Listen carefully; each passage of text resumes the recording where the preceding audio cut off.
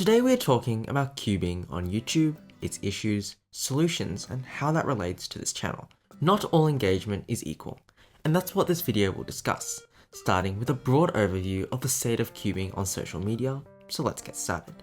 Now I wanted to open by saying that the cubing community is a really good one, with lots of support, welcoming, and passion. I'm sure if you've been to competitions or talked amongst a group of passionate cubers, you would certainly know what I mean. And despite the competitive atmosphere of competitions or any gathering in general, people still make friends, share their experiences, and even help others out, sometimes even at the detriment of themselves. This is what makes the cubing community so amazing. And on social media, this was the case. People used cubing as a way of connecting, growing communities, and sharing their experiences, whether educational or for the fun of cubing. But I intentionally used the word was in that sentence. And although cubing content is still amazing, something has definitely changed. I don't personally believe this is the fault of cubers or their personalities, but instead of the algorithm, especially with the addition of short form content. Instead of using cubing as a way of creating a community or in creating a positive impact on others, it is now being exploited for engagement. Now don't get me wrong, in the past people were still probably trying to achieve engagement, but at the same time, there was an overlap of passion, innovation, and success. However, nowadays, with the algorithm incentivizing more unauthentic or high energy content, this passion and authenticity has slowly diminished to please the algorithm. I'm not going to name channels or people, as to be honest, this is affecting all the channels, big and small, influencing the decisions of creators subconsciously, even if making an active effort to stay authentic. Examples of this include a high emphasis on short-form content, as well as content which undermines, exploits, or belittles individuals, the community, or organizations just for attention and engagement. These channels are creating this really awkward content which is sometimes even harmful to people. On another note, some channels target different audiences such as non-cubers by giving biased, manipulated, or straight up wrong information, whether it is explicitly mentioned or through the tone of the video.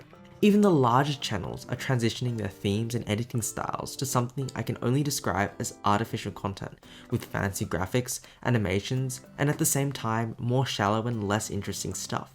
Engagement has increased, which has attracted more eyes, but not all engagement is equal, some being neutral and others being frankly bad. But the thing is, it's not anyone's fault. And no matter how some may claim it's unethical or straight up wrong, we unfortunately live in a world with a platform that actively incentivizes this behavior, subtracting from the community and giving it a spiteful taste. Small YouTubers want to grow, and large channels need to make a living. It's sadly inevitable that people adapt to the algorithm, and this new world on social media is unfortunately a consequence. In a matter of fact, not only do I believe it is nobody's fault, but I actually empathize with them, as many don't even want to make this fast style of content, rather create slower speed, fun, or tutorial videos. But why does this even matter? Although we can't change the algorithm, we can definitely discuss why this is, in my opinion, an overall negative thing for speedkeeping, and I hope you can all agree with me. To explain this, I wanted to use a linguistic analogy. First, because I love linguistics, but also because this analogy is what inspired me to make this video in the first place. English is the indisputable, most powerful language in the world at the moment. And despite it being far from the most spoken language, it is quote unquote the global language because of one very important concept: prestige. English has prestige, and despite many linguistic or historical flaws of the language, it is being used in international communication, trade, and aviation. Hence, people learn it across countless countries and continents, even if completely useless in their jobs or countries, showing English's prominence due to its reputation, now becoming the most popular second language in the world. Despite a lesser number of native speakers and flaws, it is still overpowering many indigenous, native, or even official languages of countries. Indigenous languages unfortunately cannot survive, as the value of English overshadows a language that has a much smaller population that speaks it.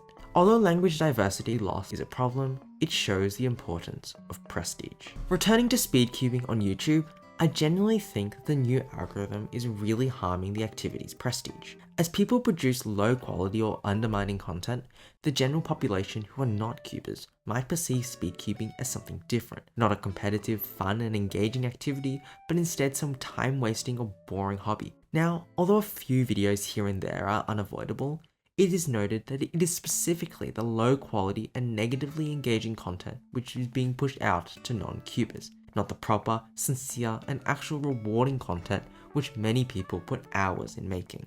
Not only is this punishing to true cubing content creators, but also makes the general population only see this less than ideal side of speedcubing. Therefore, even if you get lots of eyes on cubing, these views are likely superficial or won't convert to new participants. As I've said, not all engagement is equal. We want impactful engagement. In the long run, if nothing changes, prestige will decrease, and under a theoretical linguistic model, consequences include a diminishing cubing population or an increasingly toxic environment. This arises just because people see, experience, or join the cubing community in the wrong mindset, not from their own fault, but the publicity they engage with online. Just like a language collapsing after diminishing prestige, a hobby like cubing can experience a similar fall at any time, and it is us, cubers, who are responsible in ensuring this unlikely event remains truly impossible. So, bringing it back to this channel, my goal from the very start was to share my cubing experiences with the world. I didn't really have many expectations, nor had the goal to become ultra successful. I was relatively new to cubing, I wasn't very fast, and I didn't even practice too much, meaning my toolset was pretty limited when creating videos.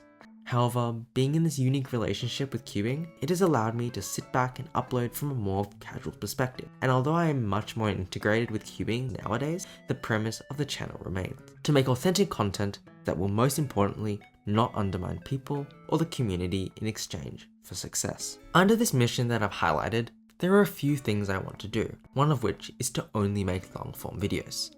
Short form uploads are not necessarily bad, but I genuinely think that the pure quantity of shorts and lack of effort from some channels make all shorts feel unauthentic. Since I'm not doing YouTube as a job and I'm far from being sponsored, I really don't need to chase the algorithms or views. Again, not all engagement is equal, so with long form content, my goal is not to get the greatest number of views, but to chase the greatest number of impactful views. So from this channel, expect to see videos which are either fun, educational, or at least not negatively harming the prestige of cubing.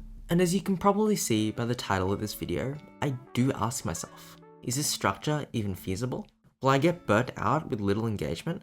Will I ever reach 1,000 subscribers?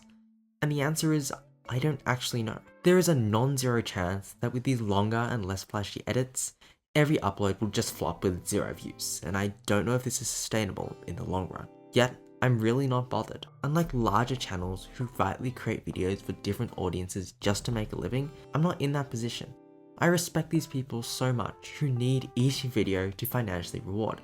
And I'm not saying that making money and loving cubing are mutually exclusive. It's just that I really care about cubing.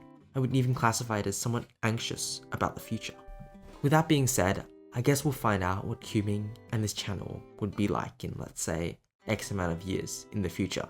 And I'm curious, what do you think? Can I reach 1,000 subscribers with only long form videos? And with that being said, thank you.